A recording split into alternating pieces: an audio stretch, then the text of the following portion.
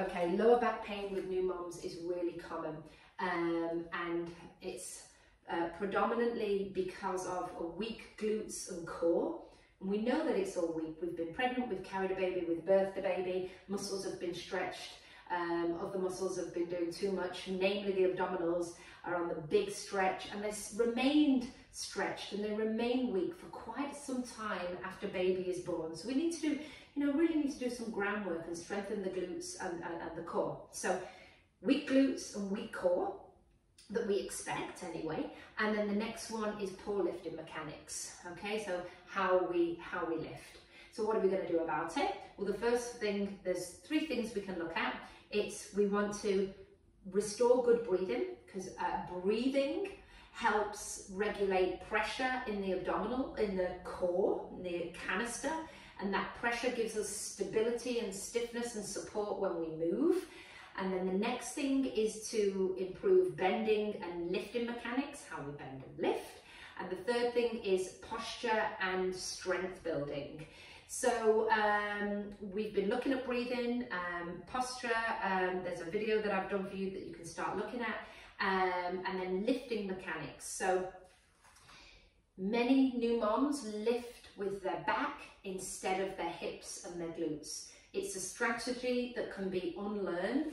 So importantly, if you want to look after your back and restore strength all over really, and happy, healthy knees as well, you want to learn how to move from your hips. So the hips, we're talking about the hip, the ball and socket joint. So it's here at the crease. That's where your ball and socket joint is. It's much narrower and more to the front than what we think. So being able to lift the knees from the hip, okay, without rounding the back. Okay, so just being able to disassociate. Can I lift? Can I move from my hips without changing my low back? Okay, so that's, and then also, can we hip hinge? So can I move from the hips without rounding the low back? So here, I'm just going to push my hips back and then stand up. So I'm going to push my hips back and stand up. So here, it's all coming, I kind of think about sending those hips back. It's coming from the hips rather than knees forward and rounding the spine, okay? So I'm a little bend in the knees and I push the hips back. And that's how you start your squat. So you could be here and then you can bend the knees to pick up your object, bring it close to your body and come up. Okay, so a little bend in the knees, it's moving from the hips. So there's no change in the lower back. And of course it depends. There's various ways, because I know coming to the floor isn't, that range of movement and that strength isn't available to everybody. So we can build strength by, let's say for example, you have something on a chair. Okay, so what you'd start to do is just learn the movement. Start moving from the hips, and then you're going to exhale. Find that core, yeah, so exhale, and then you can repeat that, okay? And you can also do the same strategy on the way down. So improving lifting mechanics in an exercise environment, and then using this movement of moving from the hips when you're unpacking the dishwasher, when you're coming down to unload the washing machine, all those motherly things that we're doing, getting up and down from the floor, instead of knees forward, round in the back. Okay, really common. Why we do that? Well, first it's awareness, and remember, why have we got a bad back or sore back? Weak glutes, weak core. So this is a wonderful way to start. So little bend in the knees, little bend up, not shove them forward. So little bend in the knees. Remember my glutes, they're untucked, they're not clenched, so I don't want to be starting here. So untuck your glutes, stop clenching, okay? Little bend in the knees. So I'm going to sit back at the hip, so sit back. Now here, I'm going to use my core breath. Why? Because that's going to activate the core, it's going to create some good pressure, and that's going to help stabilize the spine.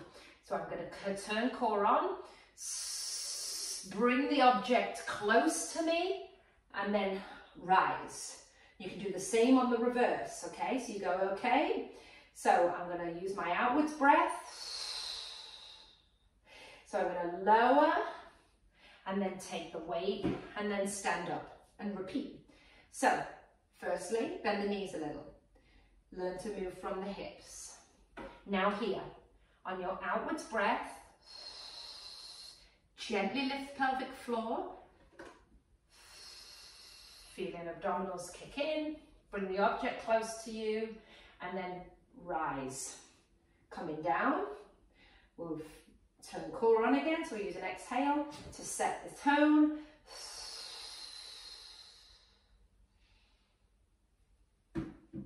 And rise. So hinge at the hip, exhale, core on.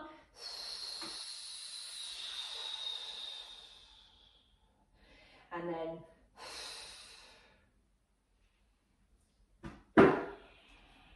okay, you can really think about just the upwards. So here we go, I'll do one more, hinge at the hip.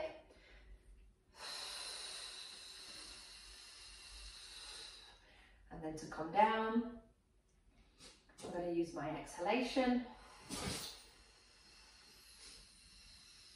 And come up. And you know, you might start with a light weight, you can go heavier and heavier. It could be a kettlebell, it could be the car seat. And why I'm using the chair is it takes out any movement, any mobility issues that you might be having about getting low to the floor. And then, you know, as time goes on, oh, the string is stuck to me. Same, you get lower and lower to the floor. So I'm going to hinge at the hip, really important movement, hinge at the hip, not knees thrust. I know I keep repeating myself, but sometimes that's how it goes in. So hinge at the hip, so here, and then I can bend my knees, exhale, bring it close, and rise. Okay, so hopefully that's helpful. So lower back pain in new moms is common due to weak core, weak glutes, poor lifting mechanics. How do we do it? Breathing. Our breathing exercises that we've been doing, breathing to reconnect and drive all that core activation. Then we'll look at, then it's posture, and then it's improving lifting mechanics, and it's building strength. So, you know, strengthening the gluteals. So the lower back generally in pregnancy, as baby grows, the abdominals are stretched, so they're longer, they're not giving us the same support as they did before, because they're on the stretch, of course. Glutes generally go a little bit sleepy, so all of this kind of creates this tightness in the low back. And the low back generally overworks, and it does so much because other things in the party aren't joining in. Then after baby is born, the weak core and the weak glutes remain with us, and so the back is still overworking, giving us lots of support. Couple that with posture, couple that, definitely lack of sleep is a huge driver. So couple that with lack of sleep, you know, looking after ourselves, looking after baby, hours of feeding, lots of sitting. You know, new moms' cortisol stress levels are just elevated naturally and higher anyway. So couple all of that together, and it's the perfect recipe for low back pain. So these classes, my hope is that you'll start to build an awareness and education, and then you'll start to develop your better breathing, more mobility, improved awareness, improved posture, and strength, definitely strength. And even though these classes at the moment so far feel like more mental than physical, they're definitely building strength from the inside out. These deep core muscles, they're not like the big global, the outside ones. When you work the deep core muscles, namely the pelvic floor and the transverses, those horizontal muscles that wrap around us like a corset, they're not movers, really. They don't, you know, they don't provide much directional movement. They're very much stabilizers. And so they'll always work a low-lying tone, so they never feel the burn. You don't get the same thing like, oh God, I really worked my pelvic floor yesterday, oh, it's so aching. But these big outside muscles, like the big rectus muscles that are responsible for doing this, the ones more outside, the biceps, the glutes, the quads, the hamstrings.